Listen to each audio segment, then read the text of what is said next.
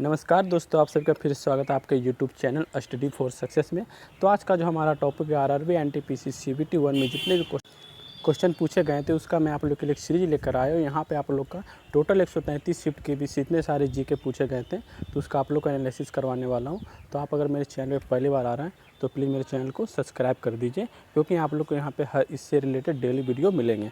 तो ये जो शिफ्ट आपका बताया जा रहा है वो आप लोग को 2 फरवरी 2021 का बताया जा रहा है, 10:30 बजे से 12 बजे तक का शिफ्ट का। तो चलिए पहले क्वेश्चन की ओर चलते हैं। पहला क्वेश्चन हमारा है, भारी जल शब्द निम्न में से किससे संबंधित है? तो भारी जल जो हमारा हुआ संबंधित है नाभिकीय शक्ति उत्पादन संयंत्र से संबंधित है, ये इसका करेक्ट आंसर हो जाएगा। अगला क्वेश्चन हमारा है, भारतीय संविधान का कौन सा अनुच्छेद उपाधियों के अंत को सुनिश्चित करता है? तो अनुच्छेद 18 जो है हमारा हुआ उपाधियों के अंत को सुनिश्चित करता है, ये इसका करेक्ट आंसर हो जाएगा। अगला क्वेश्चन हमारा है, इसका पीडीएफ आपको प्राप्त करने के लिए आपको हमारा टेलीग्राम ग्रुप ज्वाइन करना पड़ेगा। उसका लिंक डिस्क्रिप्शन में दिया हुआ, आपसे वहाँ जाके इसका मेरे ग्रुप को ज्वाइन करके ये पीडीएफ प्राप्त कर सकते हैं। तो चलिए शुरू करते हैं। अंतर्राष्ट्रीय अंतरिक्ष स्टेशन के बारे में निम्नलिखित में से कौन सा कथन सही है? तो इसमें इसका जो ऑप्शन आपका है, यह पृथ्वी की निचली कक्षा में स्थित है, यह ऑप्शन आपका सही है। अगला क्वेश्चन हमारा है, 31 दिसंबर 1947 को भारत की संविधान सभा में निम्नलिखित में से कौन सा प्रांत का प्रतिनिधित्व अधिकतम था? तो संयुक्त प्रांत का जो है वह सबसे अधिकतम था 31 दिसंबर 1947 को भारत के संविधान सभा में। अगला क्वेश्चन हमारा है, भारतीय राष्ट्रीय कांग्रेस का पहला अधिवेशन 1985 में आयोजित किया गया था, इसका आयोजन भारत के किस शहर में किया गया था? तो इसका आयोजन जो है बम्बई में किया गया था। अगला क्वेश्चन हमारा है, किस लेखक ने नन्हे बच्चे स्वामी से जुड़ी अपनी कहानियाँ के लिए पृष्ठभूमि के रूप में मालगुड़ी नामक छोटे से गांव की परिकल्पना की थी? तो आर.के. नारायण ने नन्हे बच्चे स्वामी से जुड़ी अपनी कहानियों के लिए पृष्ठभूमि के रूप में मालगुड़ी नामक छोटे से गांव की परिकल्पना की थी। अगला क्वेश्चन हमारा है, निम्नलिखित में से कौन सी आउटपुट डिवाइस नहीं है? तो आपका स्कैनर आपका आउटपुट डिवाइस नहीं है, बाकी मॉनिटर, प्रिंटर, स्पीकर आपका जो है यह आउटपुट डिवाइस है। अगला क्वेश्चन हमारा है, निम्नलिखित में से कौन सा भारत के सभी एटीएम को जोड़ने का काम करती है? तो भारतीय राष्ट्रीय भुगतान निगम जो है भारत के सभी एटीएम को जोड़ने का काम करती है। अगला क्वेश्चन हमारा है, आधुनिक प्रिंटर की गति की गणना करने के लिए निम्नलिखित में से किस इकाई का उपयोग किया जाता है? तो आधुनिक प्रिंटर की गति की गणना करने के लिए आजकल पीपीएम का उपयोग किया जाता है। नेक्स्ट क्वेश्चन हमारा है, निम्नलिखित में से इनमें से कौन से देश ने 2018 में फीफा विश्व कप की मेज़बानी की थी? तो आपका जो है रूस ने फीफा 2018 कप की मेज़बानी की थी, और यहाँ पे आप लोग का विजेता टीम हो जाएगा आपका फ्रांस हो जाएगा, और उपविजेता टीम आपका हो जाएगा क्रोएशिया। 2011 की जनगणना के अनुसार निम्नलिखित में से कौन सा राज्य भारत के सबसे कम शहरीकृत वाला राज्य है? तो इसका आपका करेक्ट आंसर हो जाएगा हिमाचल प्रदेश, जो है आपका हुआ 2011 की जनगणना के अनुसार आपका भारत का सबसे कम शहरीकृत वाला राज्य है। नेक्स्ट क्वेश्चन हमारा है, परंपरागत कृषि विकास योजना के बारे में निम्नलिखित में से कौन सा कथन सही नहीं है? तो आपका जो ये ऑप्शन है, 3 वर्षों में 2 लाख क्लस्टर बनाए जाएंगे, यह जो ऑप्शन आपका वो सही नहीं है। अब बाकी आपके 3 ऑप्शन जो है वो सही है, इसको आप लोग पढ़ लीजिएगा, क्योंकि आपको इससे जो रिलेटेड क्वेश्चन पूछे जा सकते हैं। तो परंपरागत कृषि विकास योजना का शुरुआत अप्रैल 2015 में किया गया था, और इसका जो मेन यूज़ था वह जैविक खेती को बढ़ावा देने के लिए शुरू किया गया था। चलिए नेक्स्ट क्वेश्चन की ओर चलते हैं। जीपीएस के संदर्भ में निम्नलिखित में से कौन सा कथन सही है? तो जीपीएस से रिलेटेड इसमें से सारे ऑप्शन दिए हैं, इनमें से कौन सा ऑप्शन करेक्ट है? तो आपका ऑप्शन नंबर 2 करेक्ट है।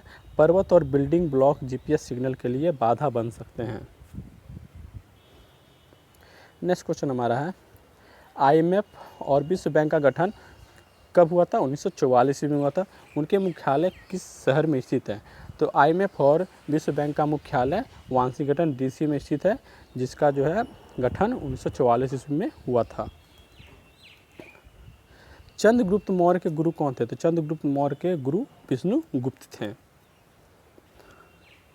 नेक्स्ट क्वेश्चन हमारा है, प्रत्येक वर्ष व्यापार करने की सुगमता संबंधी सूची को जारी किया जाता है। तो प्रत्येक वर्ष जो है वह विश्व बैंक समूह द्वारा व्यापार करने की सुगमता संबंधी सूचकांक को जारी किया जाता है।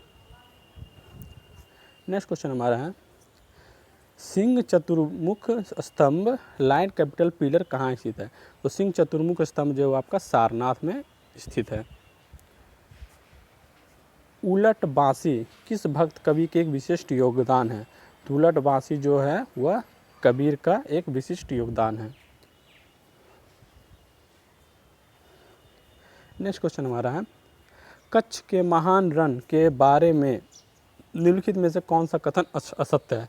तो बाकी यहाँ पे आपके 3 ऑप्शन जो है वो करेक्ट है, बाकी ये ऑप्शन नंबर 1 जो आपका इनकरेक्ट है।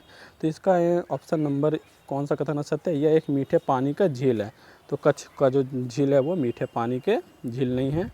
अगला क्वेश्चन जो हमारा है, भारत के इनमें से किस मुगल शासक ने अंग्रेज़ों को सूरत में अपना पहला कारखाना स्थापित करने की अनुमति दी थी? तो जहांगीर ने अनुमति दी थी अंग्रेज़ों को सूरत में पहला कारखाना स्थापित करने के लिए। नेक्स्ट क्वेश्चन हमारा है, निम्नलिखित में से किसकी कमी से वर्णांधता और कमज़ोर दृष्टि की समस्या उत्पन्न होती है? तो विटामिन ए की कमी से जो है वर्णांधता और कमज़ोर दृष्टि की समस्या उत्पन्न होती है। नेक्स्ट क्वेश्चन हमारा है, निम्नलिखित हस्तियों में से किसे कुष्ठ रोग उन्मूलन के क्षेत्र में योगदान के लिए 2018 में गांधी शांति पुरस्कार से सम्मानित किया गया था? तो यह गांधी शांति पुरस्कार किसे सम्मानित किया गया था? योही ससाकावा को दिया गया था गांधी शांति पुरस्कार 2018 में।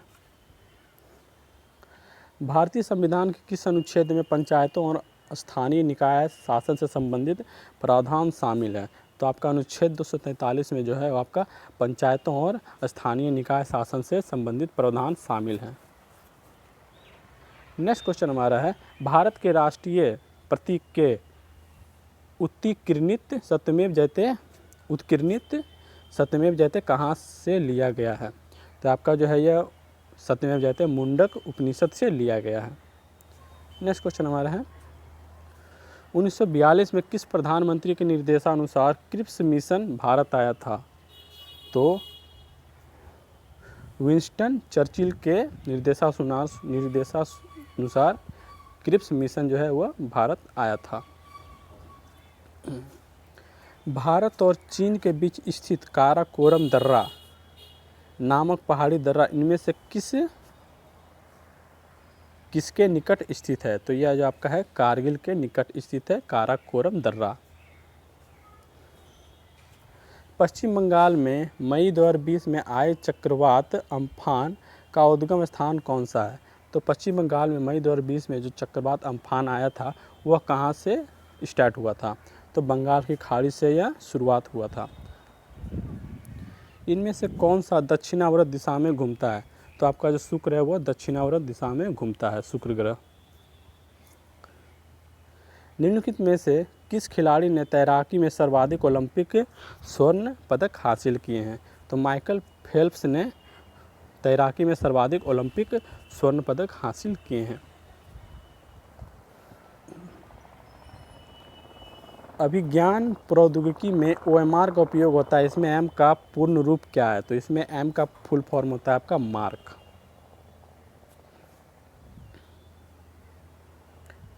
हॉर्नबिल त्यौहार एक प्रसिद्ध आदिवासी त्यौहार है। यह भारत के इनमें से किस पूर्वोत्तर राज्य में मनाया जाता है? तो हॉर्नबिल त्यौहार जो आपका नागालैंड में मनाया जाता है। नीति आयोग का गठन कब हुआ था? तो नीति आयोग का गठन 1 जनवरी 2015 को हुआ था। पारा का सामान्य नाम क्या है? तो पारा का सामान्य नाम है क्विक सिल्वर। नेक्स्ट क्वेश्चन हमारा है, NSE national stock exchange of India का मुख्यालय कहाँ स्थित है? NSE का जो मुख्यालय वो आपका मुंबई में स्थित है। सोडा वाटर, इनमें से सोडा वाटर में कौन सी गैस पाई जाती है? तो सोडा वाटर में कार्बन डाइऑक्साइड CO2 पाई जाती है। कान्हा टाइगर रिजर्व कहाँ स्थित है? तो कान्हा टाइगर रिजर्व वो हमारा MP में स्थित है, यानी मध्य प्रदेश में स्थित है। नेक्स्ट क्वेश्चन हमारा है, हमारा जो नेक्स्ट क्वेश्चन है ये है, भारत में इनमें से किस आनुवांशिक रूप से संशोधित फसल की कानून खेती करने की अनुमति दी गई है? तो बीटी कपास को जो है आपको भारत में कानूनी खेती करने की अनुमति दी गई है।